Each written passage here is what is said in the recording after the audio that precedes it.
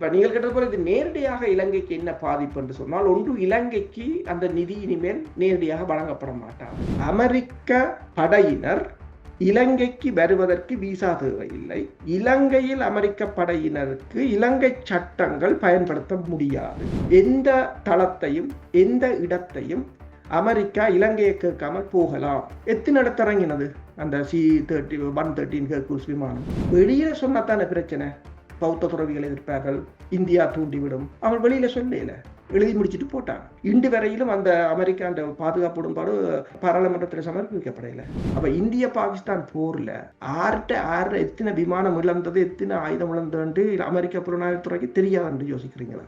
எல்லாம் அச்சொட்டா ட்ரம்புக்கு போயிருக்கும். Milton Kings முத்தமிழ் மன்றம் நடாத்தும் அறுவடை திருநாள் பொங்கல் 2026 ஜனவரி 17 அன்று நடைபெறுகின்றது. அனைவரும் குடும்பத்துடன் கலந்து இந்த பொங்கலை மகிழ்ச்சியுடன் கொண்டாடுங்கள்.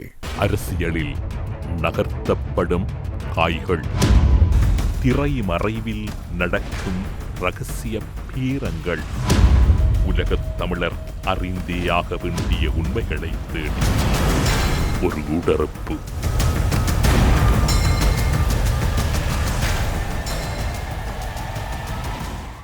மில்டன் கிங்ஸ் முத்தமிழ் மன்றம் நடாத்தும் அறுவடை திருநாள் பொங்கல் 2026 ஜனவரி 17 அன்று நடைபெறுகின்றது. அனைவரும் குடும்பத்துடன் கலந்து இந்த பொங்கலை மகிழ்ச்சியுடன் கொண்டாடுங்கள். இன்றைய ஊடறுப்பு நிகழ்ச்சியில் எம்மோடு இணைந்து கொண்டிருக்கக்கூடியவர் பிரித்தானியாவில் இருக்கக்கூடிய கலாநிதி பிரபாகரன், எல்லோராலும் நன்கு அறியப்பட்டு பரிச்சயமான இராணுவ ஆய்வாளர் வேல்ஸிலிருந்து அருஸ் அவர்களை இன்றைய ஊடறுப்பு நிகழ்ச்சியோடு இணைத்திருக்கின்றோம். ஊடறுப்பு நிகழ்ச்சியின் சார்பில் உங்களை வரவேற்பதில் மகிழ்ச்சி. வணக்கம். வணக்கம். இலங்கையின் பூகோள அரசியலும் பூகோள அமைவிடமும் நாளுக்கு நாள் அதிக முக்கியத்துவம் பெற்று வருகின்ற சூழ்நிலையில் இலங்கையில் நீண்ட காலங்களாக 1951 தொடக்கம் இலங்கையில் நடைமுறையில் இருந்து வந்த கொழும்பு பிளான் கவுன்சிலில் இருந்து அமெரிக்கா முதன்முறையாக தன்னை வெளியேற்றி இருக்கின்றது, அல்லது வெளியேற்றுவதற்கான முயற்சி எடுத்து வெளியேறி இருக்கிறது என்று கூறினாலும் கூட இதனுடைய தாக்கமும் இனிவரப்போகின்ற ஒழுங்குகளும் எப்படி இருக்க போகின்றது? உண்மைதான். என்னென்று சொன்னால், ட்ரம்பின் நிர்வாகத்தில் பல விடயங்களை அவர்கள், அதாவது உங்களுக்கு தெரியும், ஒரு கிட்டத்தட்ட 100 ஆண்டு காலத்துக்கு கிட்ட ஒரு தனிப்பெரும் வல்லரசாக இருந்த ஒரு சாம்ராஜ்யம் வளமையான ஒரு சைக்கிள் போல ரோமர்கள் ஒவ்வொரு பிரித்தானியாவின் ஒரு சாம்ராஜ்யம் எவ்வாறு கலைந்ததோ அந்த ஒரு நிலையை எட்டுவதை தடுப்பதற்கான முயற்சியில் அமெரிக்கா நிற்கின்றது. இப்ப அமெரிக்கா இதுக்கு என்ன வேண்டும் என்றாலும் செய்யலாம் என்ற உலகம் ஒரு குழம்பிய நிலையில் தான் இருக்கின்றது. அது ஒரு பாதுகாப்பற்ற நிலையிலும் இருக்கின்றது. இப்ப அமெரிக்காவின் 37 ட்ரில்லியன் கடன் தொகை இருந்தாலும் அது ஒரு வருடத்துக்கு வட்டி கட்டுற தொகை கூட 1 ட்ரில்லியனாக உயர்ந்திருக்கின்றது. அப்ப இதை அவர்கள் கோஸ்ட் கட்டிங் என்று சொல்லுகிறார்கள். இப்ப கிட்டத்தட்ட 66 அமைப்புகள், அதுல 35 அமைப்புகள் அரசு சார்பற்ற நிறுவனங்கள், 31 அமைப்புகள் ஐநா சார்ந்த அமைப்புகளில் இருந்து அமெரிக்கா இந்த வாரம் வெளியேறி இருக்கின்றது. அதில் ட்ரம்ப் கையெழுத்திட்டு இருக்கின்றார். அப்ப அமெரிக்காவின் வெளிவார செயலாளர் மார்கோ ரூபியோ கூறியிருக்கின்றார், இந்த அமைப்புகள் வினைத்திறனற்றவை, அவர்களால் தங்களுக்கு எந்தவித பிரயோசனமும் இல்லை. அந்த அமைப்புகளை தாங்கள் நடத்துவதால் அந்த அமைப்புகள் உங்களிடம் காசை வாங்கி கொண்டு ஏனைய நாடுகளுக்காக பணியாற்றுகிறார்கள் என்றுதான் சொல்லியிருக்கிறார்கள். அப்ப அதுல வெளியேறினதுல முக்கியமாக இலங்கையில 1951 ஆண்டு ஆரம்பிக்கப்பட்ட கொழும்பு பிளான் கவுன்சில், இது கிட்டத்தட்ட 28 நாடுகள் இதில் உறுப்புரிமையாக இருக்கின்றன. ஆனால் இலங்கை தான் இதுக்கு தலைமையகமாக இலங்கை தான் இருக்கின்றது. அப்ப அதிலிருந்து வெளியேறியது என்னென்றால், இப்ப மார்கோ ரூபியோ கருத்தின்படி இனிமேல் அமெரிக்கா நேரடியாக செய்யும், அதாவது இந்த என்ஜிஓக்கள் மறைமுகமாக இல்லை. அப்ப அது டீலாகத்தான் வேற. இந்த 66 அமைப்புகள்ல இருந்து வெளியேறியதால் கிட்டத்தட்ட $1.5 பில்லியன் தாங்கள் சேமித்திருப்பதாக அவர்கள் கூறியிருக்கிறார்கள். இப்ப அடுத்ததாக அவர்கள் வெளியேறியது அந்த regional cooperation agreement one collaboration.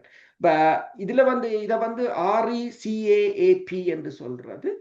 இப்ப regional cooperation agreement on combating pirates and armed robbery against ships in Asia என்று சொல்றது. ஆசிய பிராந்தியத்தில கடற்பகுதியில் செல்லுகின்ற கப்பல்களை பாதுகாப்பதற்கான உடன்பாடு. அதிலும் இருந்து அமெரிக்கா வெளியேறி இருக்கின்றது.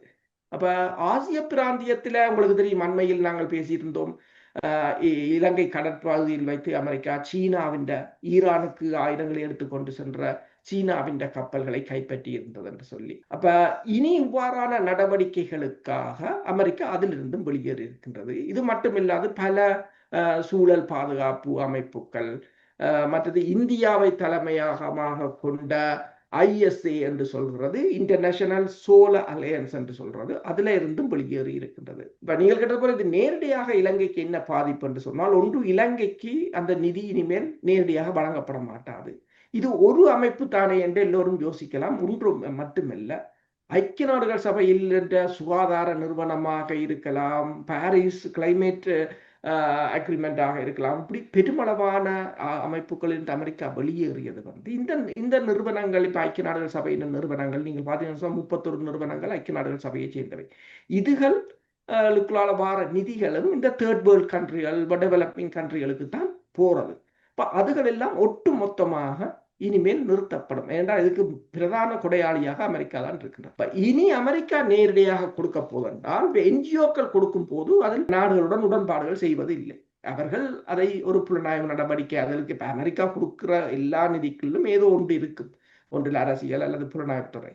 ஆனால் இனிமேல் கொடுக்கிறதை இப்ப யூலிசங்குக்கு முதல் இருந்த அமெரிக்க தூதுவர் அலைனா டெப்லிஸ் கூறினது போல, எந்த ஒரு உதவியும் அரசியல் சாராது செய்ய முடியாது என்று சொல்லுவார். அப்ப அதே போல இனிமேல் இந்த நாடுகளுக்குரிய உதவிகள், அதாவது அவர் என்ன செய்கிறார்கள் என்று சொன்னால், இப்ப இலங்கைக்கு உதவிகளை வழங்குகிறார்கள், ஆனால் இந்த மறைமுகமாக வருகின்ற உதவிகளை வெட்டி நேரடியாக வழங்க இனிமேல் முற்படுகிறார்கள். அப்ப இந்தந்த NGOக்கள் அமைப்புகளுக்கு வெட்டும் போது அதுகள் எல்லாம் இந்த நாடுகள்ல ஒரு சுமையாக இறங்கும். அந்த சுமையாக இறங்கிக்க அதை தாங்கள் கையகப்படுத்துவது. அப்ப நேரடியாக வழங்கும் போது அவர்கள், உங்களுக்கு தெரியும் இவ்வளவு தூரத்துக்கு அந்த உடன்பாடுகளை எழுதுவார்கள், பாதுகாப்பு அரசியல் ரீதியாக இவ்வளவு தலையீடுகளை மேற்கொள்வார்கள் என்று தெரியும். அதற்கான ஒரு நடவடிக்கை தான். கிட்டத்தட்ட நீங்கள் கூறுகின்ற அடிப்படையில் பார்க்கின்ற போது இவற்றின் வெளியேற்றத்தின் பின்னரான காலப்பகுதி நேரடியாக எல்லாவற்றையும் கையாளலாம் என்றால் அது எப்படி நேரடியாக சாத்தியப்படும்? கடந்த காலங்களில் சிவில் சமூகங்கள் அல்லது அரசு சார்பற்ற நிறுவனங்களூடாக கையாளப்பட்ட விடயம் இனி எப்படி நேரடியாக கையாளப்படும்? அதில் தூதரகம் நேரடியாக தலையீடு செய்வதுதான் அதன் அர்த்தமா? உண்மைதான். என்னென்று சொன்னால், இவை அனைத்தும் ஒரு விதமாக இலங்கையின் அல்லது இலங்கையை போன்ற ஏனைய நாடுகள், நான் இலங்கையை மட்டும் கூறவில்லை, ஏனைய நாடுகளின் வேலை வாய்ப்புகள், பொருளாதாரம், சுகாதார அமைப்பிலிருந்து அமெரிக்கா வெளியேறி இருக்கிறது, யுனிசெஃப் நிதியை நிறுத்துகிறது என்று சொன்னால், இந்த அமைப்புகள் எல்லாம் ஆப்பிரிக்கா ஆசிய நாடுகளில் சுகாதாரத்தை மேம்படுத்துவது, கழிவுகளை அகற்றுவது அல்லது மலசல ஊடகங்களை அமைப்பது, நீர் சுத்திகரிப்பு என்று சொல்லி பெருமளவான வேலை திட்டங்களை அவர்கள் செய்கிறார்கள். இனி இதெல்லாம் தேங்கி போய் நிற்கும். இப்ப இதை இன்னொரு நாடு பொறுப்பெடுக்கணும். இது அமெரிக்கான்ற ஒரு வேக்யூம் என்று சொல்கிறார்கள். ஓகே, ரெண்டு விதமான கருத்துக்கள் இருக்கின்றது. ஒரு சாரார் சொல்லுகிறார்கள் இது அமெரிக்கா தன்னை உலகிலிருந்து தனிமைப்படுத்துகின்றது என்று சொல்லுகிறார்கள். எனவே இந்த இடத்தை சீனாவோ அல்லது ஐரோப்பிய ஒன்றியமோ நிரப்பும் என்று. ஆனால் யாரும் நிரப்ப போவதில்லை. அமெரிக்கா போல சீனா வழங்க போவதில்லை. அமெரிக்கா போல ஐரோப்பிய ஒன்றியம் இப்போது இதை வழங்குற அளவுக்கு ஐரோப்பிய ஒன்றியத்திடம் நிதியும் இல்லை.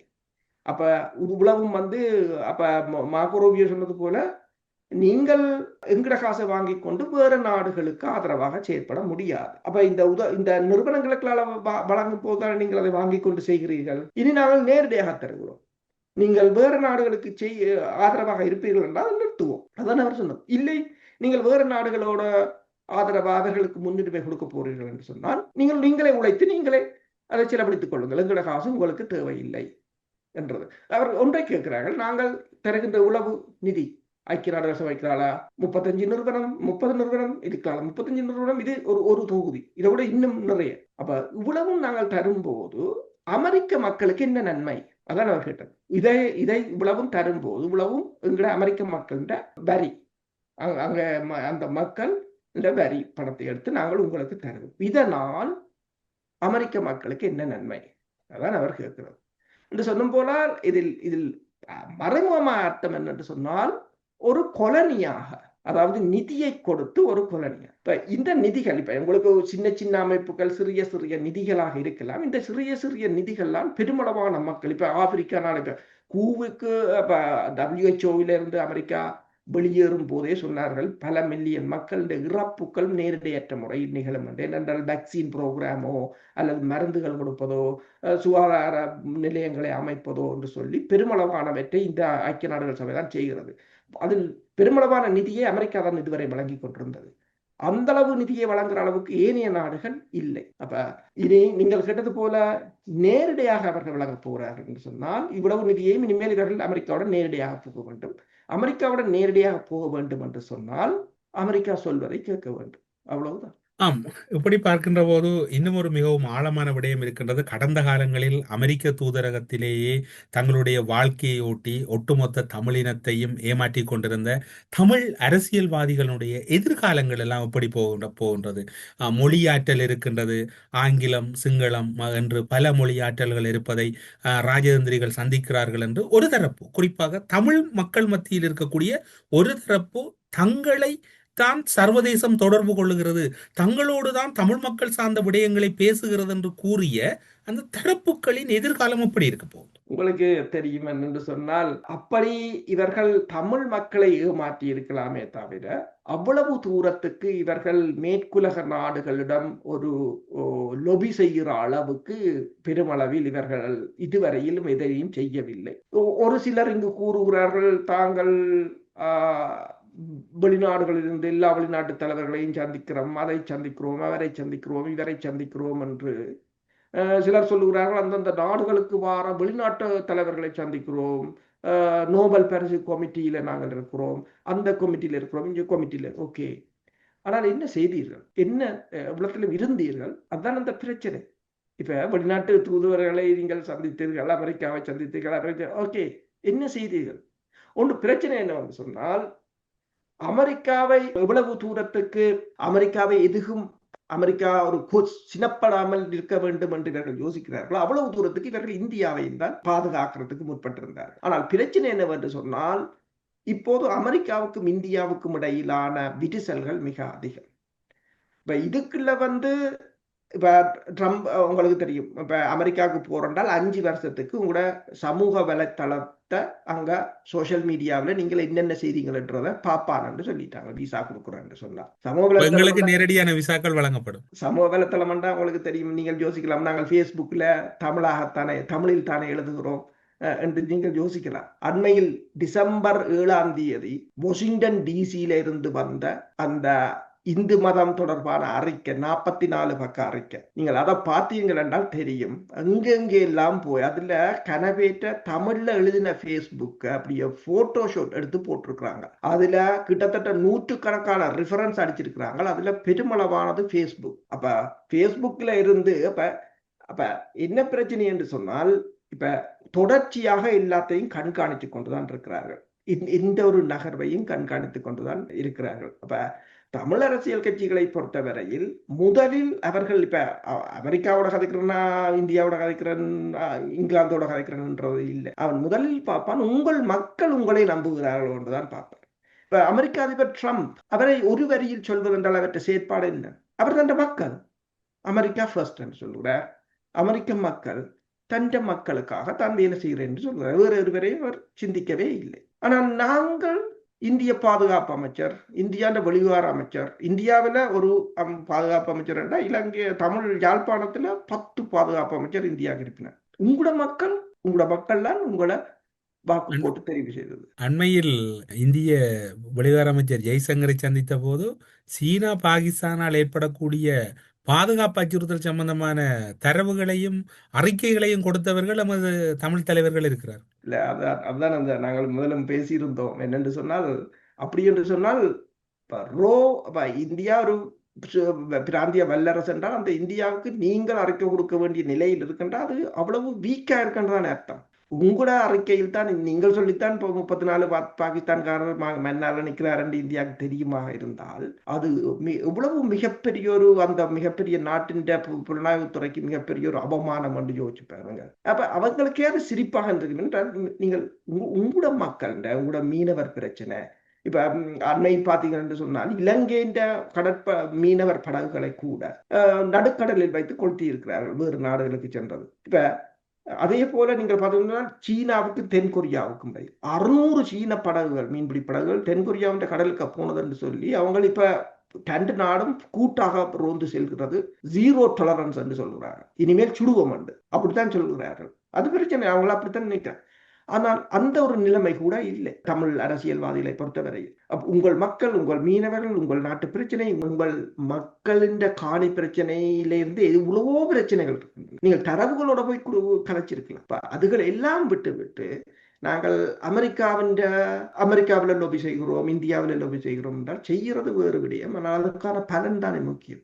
கிட்டத்தட்ட இந்த நீங்கள் கூறுகின்ற அல்லது நாங்கள் எல்லோரும் பார்த்து கொண்டிருக்கக்கூடிய இந்த தூதரகங்களுக்கு இடையில் சென்று வந்த ஒரு சிலர் இரட்டை முகவர்களாக இருந்ததை அமெரிக்கா அறிந்து கொண்டதன் வெளிப்பாட்டில் சிலரை அந்த இடத்திலிருந்து வெளியேற்றி, அதாவது இந்திய நலன் சார்ந்து செயற்படுகின்ற கடந்த காலங்களில் அமெரிக்க மேற்கத்திய நலன்களோடு இருந்து இப்போது இந்திய நலன்களோடு பயணிக்கக்கூடிய சிலருடைய தரவுகள் அல்லது அவர்கள் தொடர்பான விவரங்களும் இந்த கொழும்பு பிளான் கவுன்சிலில் இருந்து அமெரிக்கா வெளியேற்றப்படுவதற்கு முன்னரே அவர்கள் தூதரகங்களில் இருந்து ஒரு முதன்மையற்ற நிலையை அடைந்திருந்ததாக ஒரு தகவல் கூறப்படுகிறது.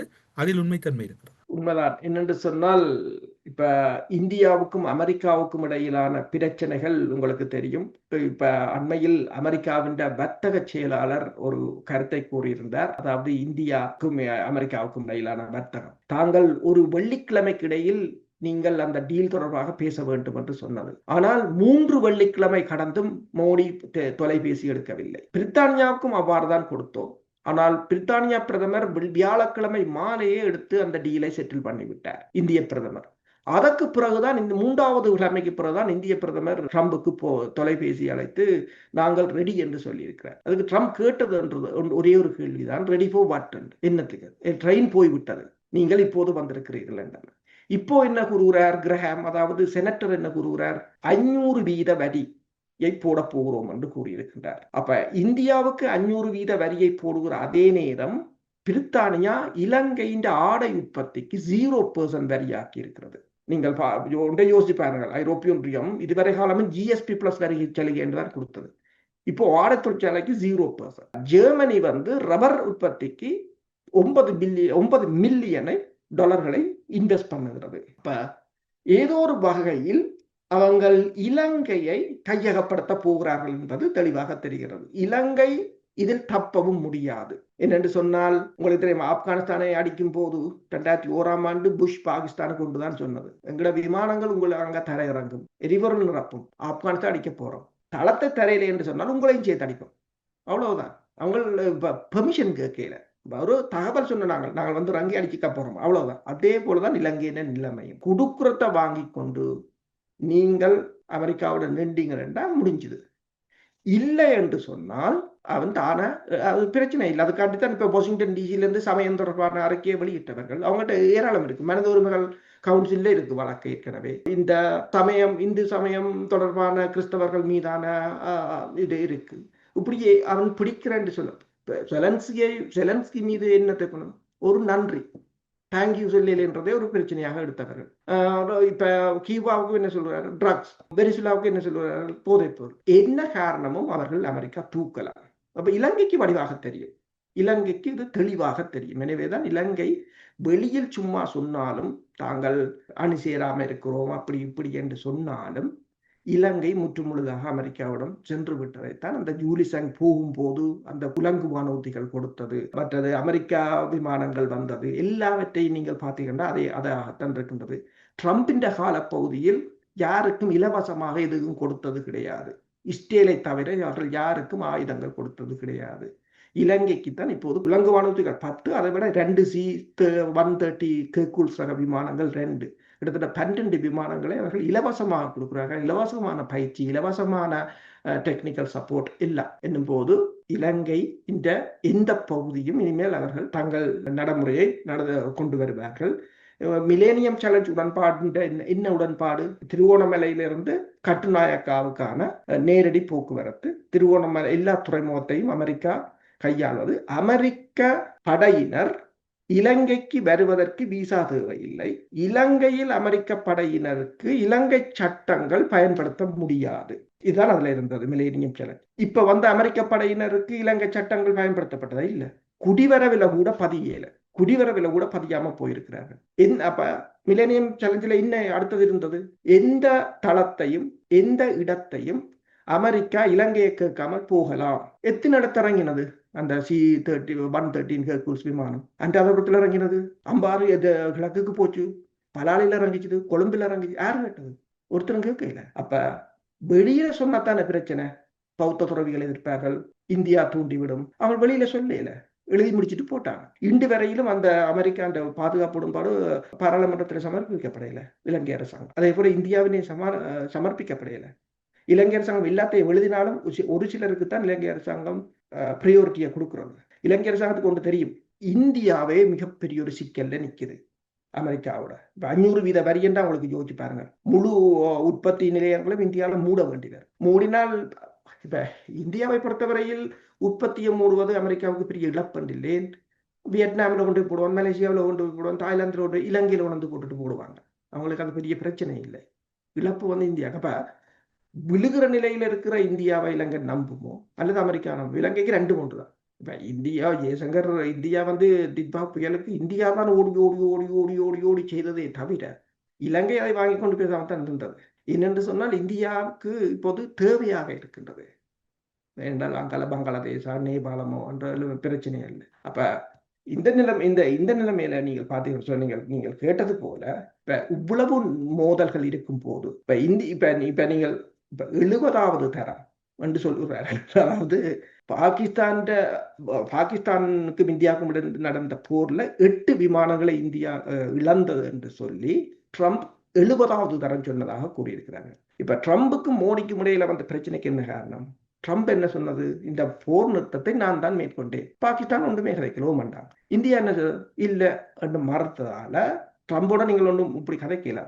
பாகிஸ்தான் தளபதியை 2 தரம் வெள்ள மாளிகையை கூப்பிட்டு விருந்து. ஆனால் இந்தியாவுக்கு 50% டாக்ஸ், இப்ப 500% மாறப்போகுது. சரி, இப்ப ட்ரம்ப் 8 விமானம் என்று சொல்லுகிறார். வெனிசுலாவில் நடந்த தாக்குதல் உங்களுக்கு தெரிந்தானே, அமெரிக்காண்ட இவ்வளவு ஒரு துல்லியமான தாக்குதல், அதுக்கு இவ்வளவு புலனாய்வுத்துறையை யூஸ் பண்ணியிருப்பாங்க, இவ்வளவு தகவலை திரட்டி இருப்பாங்க. அற்ற மனத்தியால் பின்லாடனை 2011ஆம் ஆண்டு பாகிஸ்தானில் வைத்து படுகொலை செய்த போது அந்த நடவடிக்கை 40 நிமிஷம். அதுல ஒரு உலங்கமானதையும் அவங்க கைவிட்டுட்டு தான் வந்தவங்க, அல்லது விழுந்த சேதமடைஞ்சவங்க அதை விட்டுட்டு தான் வந்தவங்க. ஆனால் இங்க 30 நிமிஷம், எந்தவித இழப்பும் இல்லை. அப்படி என்றால் இவ்வளவு புலனாய்வுத்துறை இவ்வளவு துல்லியமா வேலை செய்திருப்பாங்க. அப்ப இந்திய பாகிஸ்தான் போர்ல ஆறு எத்தனை விமானம் இழந்தது, எத்தனை ஆயுதம் இழந்தது அமெரிக்க புலனாய்வுத்துறைக்கு தெரியாது என்று யோசிக்கிறீங்களா? எல்லாம் அச்சொட்டா ட்ரம்புக்கு போயிருக்கும் முழுக்க. அவன் அதை வச்சு கொண்டுதான் காய்க்கிறான் 8 விமானம் என்று சொல்லி. இப்ப மறுத்தது ஒரு பிரச்சனை. அப்ப நான் என்ன கூறுகிறேன் என்று சொன்னால், இலங்கை அரசாங்கம் பொறுத்தவரையில இலங்கை அரசாங்கம் தனக்குரிய சாய்ஸை தான் பார்க்கணும். நீங்கள் 500% வரி என்று கூறினீர்கள். 50%லிருந்து 500%ஆக்கப்பட்டிருக்கிறது. அந்த 500% வரி, 50% வரி எல்லாம் உயர்த்தப்பட்ட போது ஒரு விடயம் கூறப்பட்டது. இந்தியாவிலிருந்து ஏற்றுமதி செய்யப்படும் இறால் மற்றும் ஆடை உற்பத்தி தொடர்பில் தான் அந்த வரிகள் அதிகரிக்கப்பட போகின்றன என்று.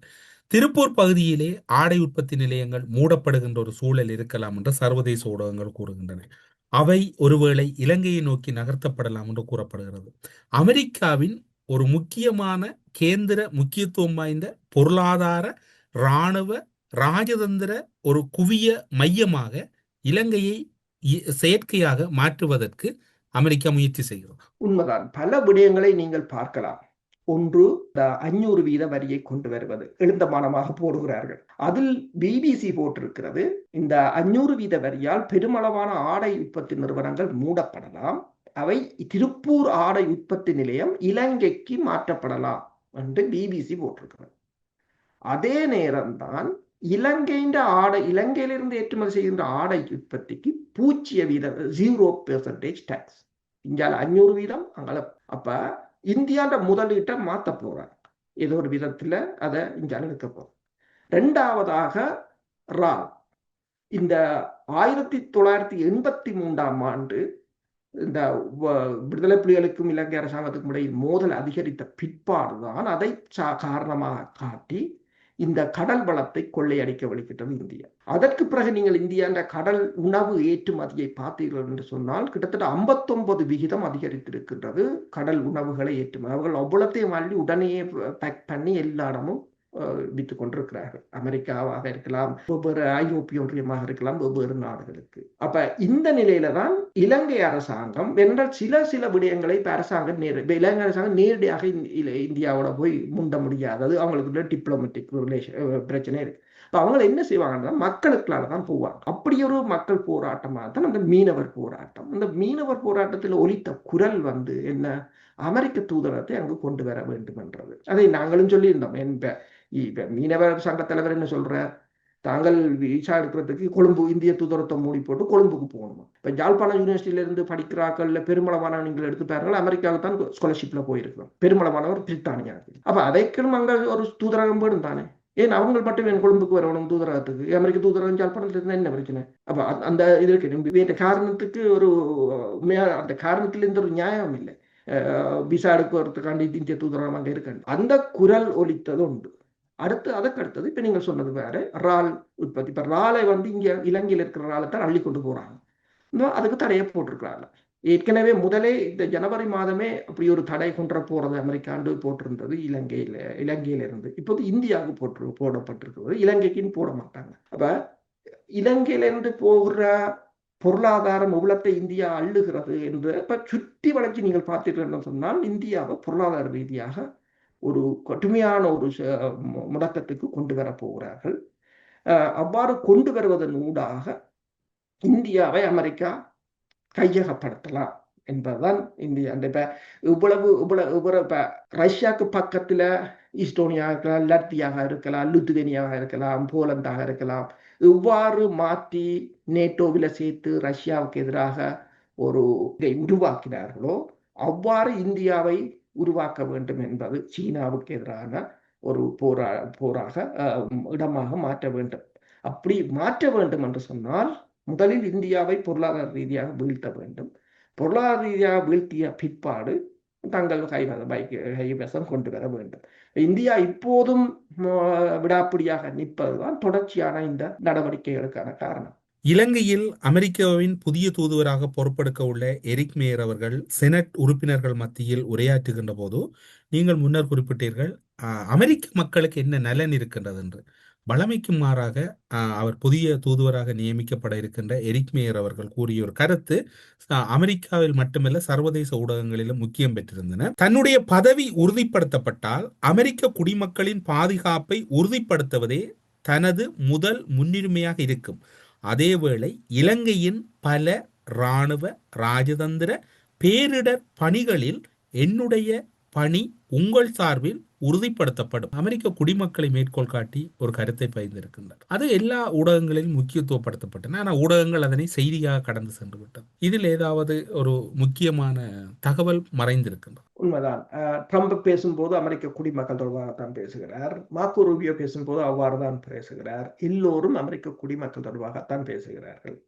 அவர்களின் பாதுகாப்புக்கு அவர்கள் அங்கிருந்து இங்க இந்து சமுத்திர பிராந்தியத்தை கூட அதற்குள் கொண்டு வர போகிறார்கள். வெனிசுலா மீதான நடவடிக்கைக்கு பிற்பாடு அவர்கள் ஒன்றை கூறினார்கள். வெனிசுலா என்ற நடவடிக்கைக்கு பிற்பாடு ஐநாவுக்கான அமெரிக்க தூதுவர் கூறியது வெஸ்டர்ன் ஹெமிஸ்பியர் என்று சொல்றது மேற்கு அரைக்கோளம், கிழக்கு அரைக்கோளம். மேற்கு அரைக்கோளத்தை நாங்கள் வைத்திருக்க போகிறோம், அதற்கு நீங்கள் வர முடியாது என்று சொல்லி. அப்போ ஒரு கேள்வி இருந்தது. அப்படி என்று சொன்னால் ஐரோப்பாவை ரஷ்யாவிடம் விட்டுவிட்டு ஆசியாவை சீனாவிடம் விட்டுவிட்டு அமெரிக்க கண்ணாங்கல ஆர்டிக் வரையிலும் தான் கையகப்படுத்த போகிறதா என்று ஒரு ஜென்டில்மேன் ஒப்பந்தம் இருக்கலாமோ என்ற கேள்வி எழுந்திருந்தது. ஆனால் அது அப்படி அல்ல. மேற்கு அரைக்கோளத்தை அவர்கள் கைப்பற்ற போகிறார்கள். அது சாத்தியமோ சாத்தியமில்லை, அது வேறு விடயம். அவர்கள் திட்டத்தை நான் கூறுகிறேன். அதே நேரம் ஆசிய பிராந்தியத்தையும் ஐரோப்பாவையும் ஒரு வெவ்வேறு நடவடிக்கைகள் மூலம் ஒரு என்ன சொல்றது உறுதியற்ற தன்மையில் வைத்திருப்பது. அதுதான் அந்த ஒரு அசைன்மெண்டோட தான் எரிக் மேயர் வருகிறார். பீட்டர் ஹெசட் அவர் போன வருடம் பசிபிக் பிராந்திய கட்டளை மையத்திலிருந்து எல்லாம் கிட்டத்தட்ட 800 ஜெனரல்களை சந்தித்திருந்தார். ஒரே அடியாக கூப்பிட்டு கூறியதுதான், நீங்கள் வினைத்திறன் உள்ளதாக இருக்க வேண்டும், இல்லையா வீட்டுக்கு போங்கள் என்று. நீங்கள் செய்ய வேண்டியதை கச்சிதமாக செய்து முடியுங்கள் என்றதான் அவற்ற கருத்தாக இருந்தது. எனவேதான் பசிபிக் கொமாண்ட் வந்து இலங்கையிலும் வந்து தரையிறங்கி இருந்தது. அதாவது முன்னைய போல நெடுக இலங்கைக்கு போக முடியாது, இந்தியாவை கேட்கணும், பாகிஸ்தானை கேட்கணும், சீனாவை கேட்கணும், அப்படியெல்லாம் நீ இருக்கீங்களா?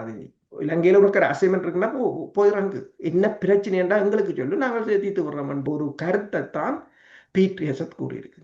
அமெரிக்காண்ட பென்டகன் இப்போது போர்த்துறை அமைச்சகம். பீட்டர் ஹெசத் வந்து இப்போது பாதுகாப்பு செயலாளர் அல்ல, போர் செயலாளர் அல்லது போர் அமைச்சர் என்று கூறலாம். அவங்க போர் என்று தான் வச்சிருக்கிறார்கள் இரண்டையும். அப்ப நடக்கிறது இப்ப படைத்துறை ரீதியாகத்தான் இருக்கு. ஒரு தூதுவர் இனி வந்தாலும் அவர் ஒரு படைத்துறை சார்ந்தவராகத்தான் இருப்பார். எனவேதான் இந்த என்ஜிஓக்கள் எல்லாம் கலைக்கப்பட்டு, இந்த நிகழ்ச்சியின் ஆரம்பத்திலேயே நாங்கள் ஸ்டார்ட் பண்ணியிருந்தோம், இந்த 66 என்ஜிஓக்கள் இருந்து விலத்துறது, இனிமேல் என்ஜிஓக்கள் எல்லாம் கலைக்கப்பட்டு இனிமேல் படைத்துறை ரீதியாகத்தான் கையாளப்படும். ஊடறுப்பு நிகழ்ச்சியில் இணைந்து கொண்டு பல முக்கியமான இராணுவ ராஜதந்திர ஆசிய பிராந்தியத்தில் அமெரிக்காவினுடைய ஈடுபாடு, அமெரிக்கா மற்றும் இந்தியாவில் இருக்கக்கூடிய பார்வை தொடர்பில் பல கருத்துக்களை பகிர்ந்து கொண்டமைக்காக ஊடறுப்பு நிகழ்ச்சியின் சார்பில் சிறப்பு நன்றிகளோடு உங்களிடம் விடைபெற்றுக் கொள்கிறோம். நன்றி, வணக்கம். நன்றி, வணக்கம்.